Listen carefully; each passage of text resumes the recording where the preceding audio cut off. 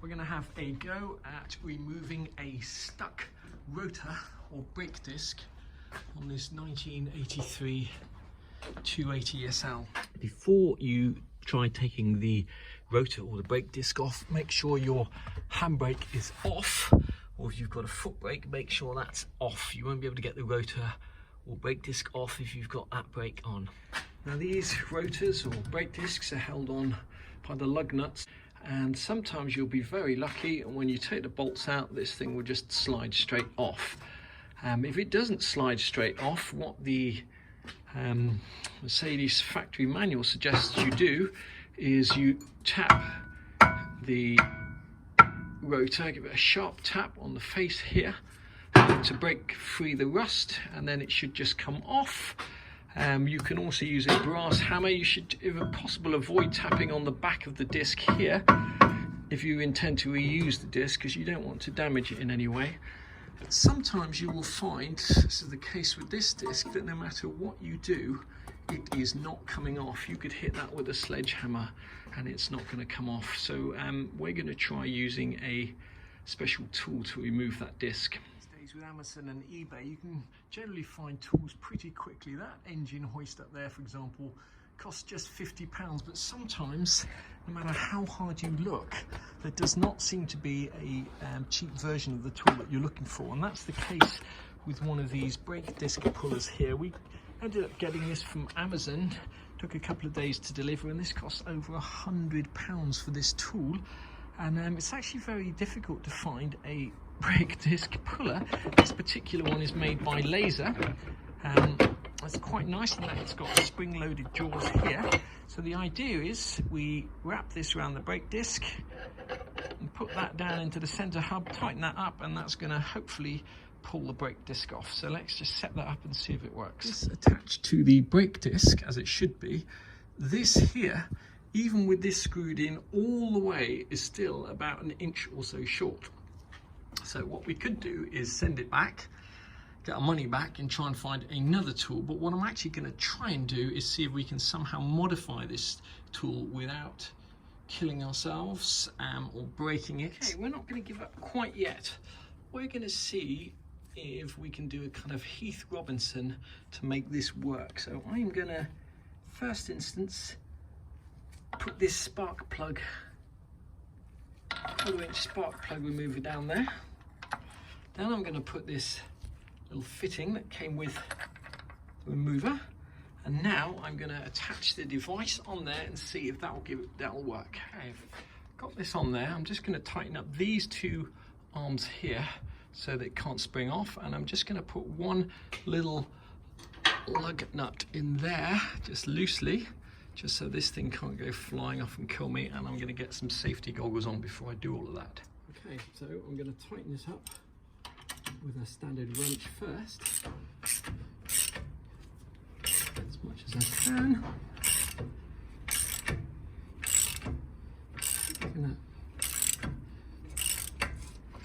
Whoa, and there we go. There we go. I did not expect that to work at all, especially not that well, but that's Heath Robinson.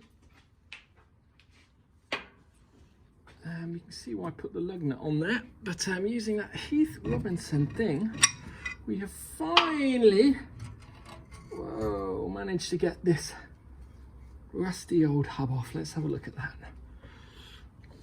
See just how rusty the inside of this is. I'm not sure whether I'll replace this or not yet. We'll certainly clean it up, but it was basically just seized on all of this rust here. Let's have a quick look at the actual hub itself. You can see how rusty all of this is. So what we will do is we will clean up all of this with emery paper and see if we can get that looking like new again. Now, I've just realised one big mistake I made, and that is to get this rear rotor or brake disc off, you only need to take out these lug nuts here. You do not need to take out the center bolt here, which basically holds a CV shaft onto the hub.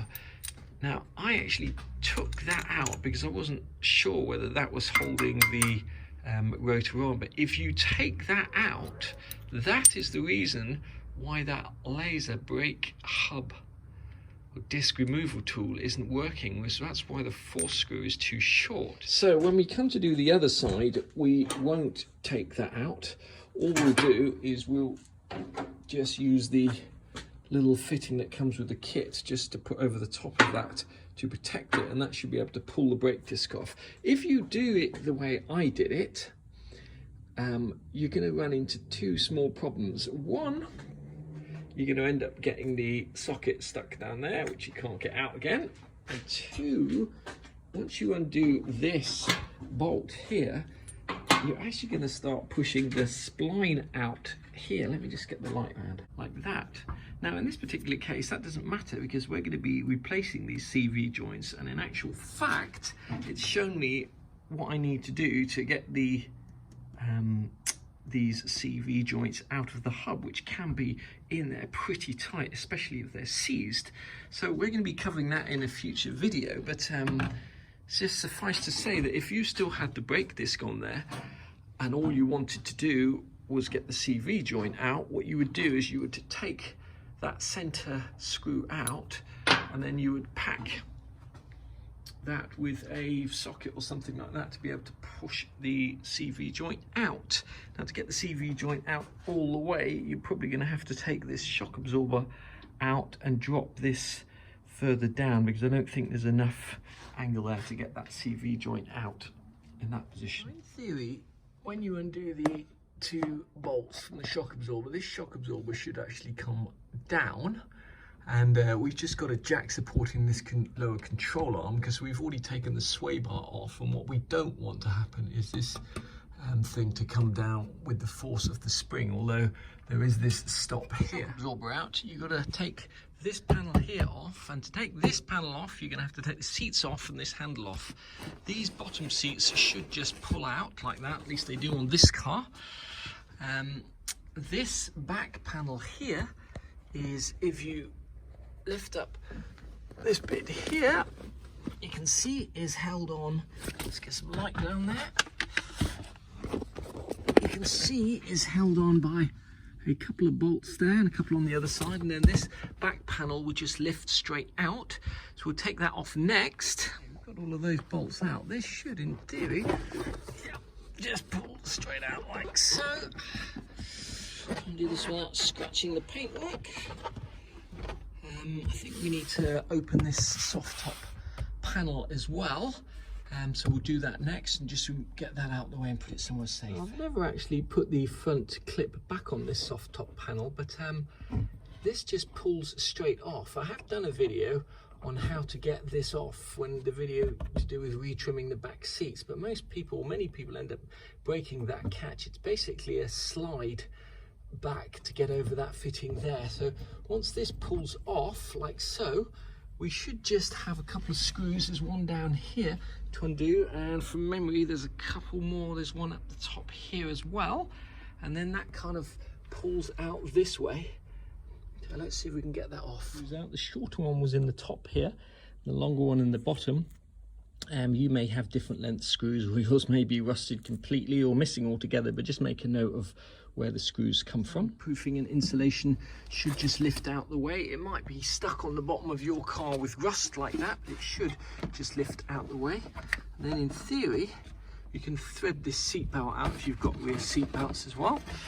Thread it out like that. This piece of chrome, and on this car it's held on with two Allen bolts, I think, and one little nut down there. This piece of chrome off is this 10mm bolt, but I warn you that there is a washer on the end of that. I don't think I've ever managed to get one of these off without dropping the washer, so I'm going to try for the first time to get that off without dropping the washer. You could just stick a magnet on the end of your spanner to stop that falling off, but I just warn you now because it's really fiddly getting that washer back. Two screws and nut off. This should, in theory, just lift off. still attached to the seat belt there. We can just put that out of the way for the time being, and that should free up this part here of the panel. We should just be able to lift it out. When you've got this off and all the screws out, this can still be a bit tricky to get out because it's held under this lip here, which is why you've got to pull the bottom bit out and bend it forward. I'm not going to do that on camera. Yes, I am. There you go. And that bit there is now free. And revealing behind it, dun, dun, dun, the top of the shock absorber bolts, which we're going to undo now. Washers and screws associated with taking that panel out in an old glove and just put them in the side of the car so we know where they are and we don't lose them. These nuts look pretty rusted. I blasted them with some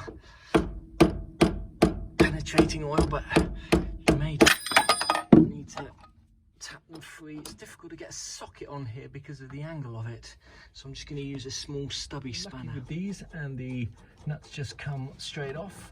More often than not, what you'll have to do is just hold the top of that with a set of mole grips or small socket you can sometimes do it with. Otherwise, when you come to turn those nuts, you'll find the whole shaft turns.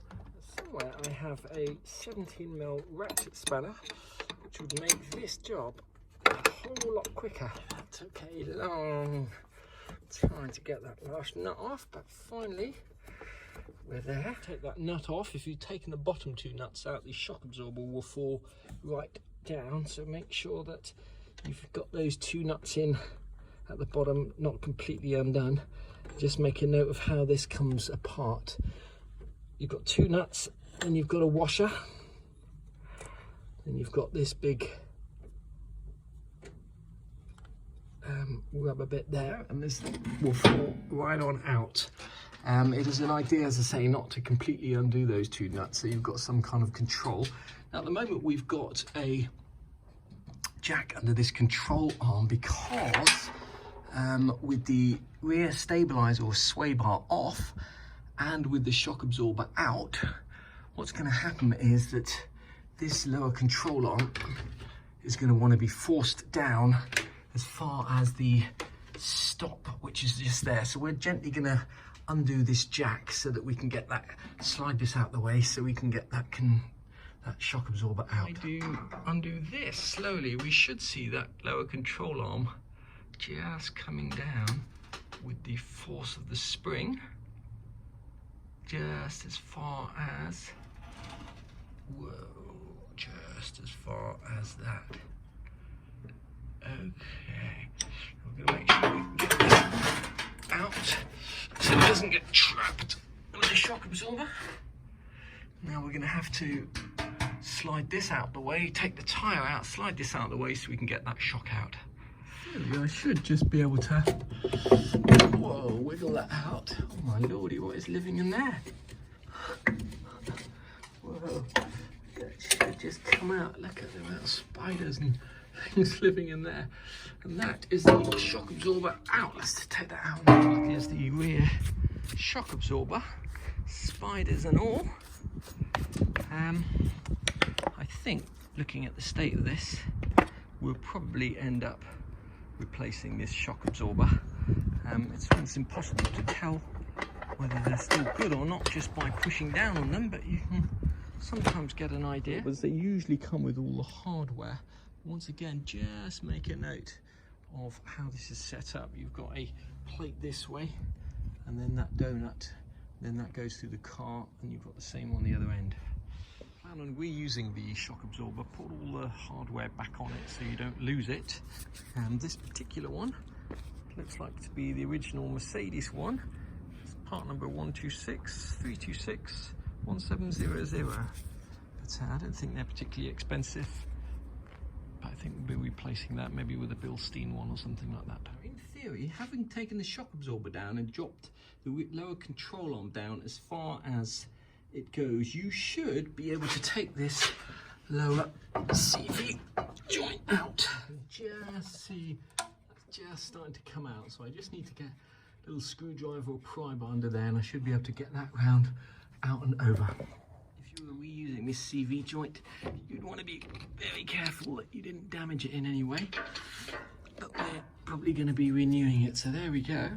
Should be able to lift that up and over out the way now, like so. Then, in theory, we should be able to get our socket back, which is rammed in there. So we're just going to tap that out and retrieve that. That came out without any problems. Let's hope we have not in any way damaged these splines on the inside of that hub. The sort of thing coming up in the next load of videos is going to be how to remove the parking brake assembly and change the pads if need be, how to remove this hub here, refurbish and repaint that, how to take the spring out, and also how to replace some of these bushings. For example, these bushings here look to be completely knackered. I imagine that the bushings in here, the lower control arm bushings in here, are also pretty knackered. So the next series of videos is, I imagine, is just going to be disassembling this entire subframe here, getting it sent off to be powder coated, and then putting the whole thing back together. But we made great strides today.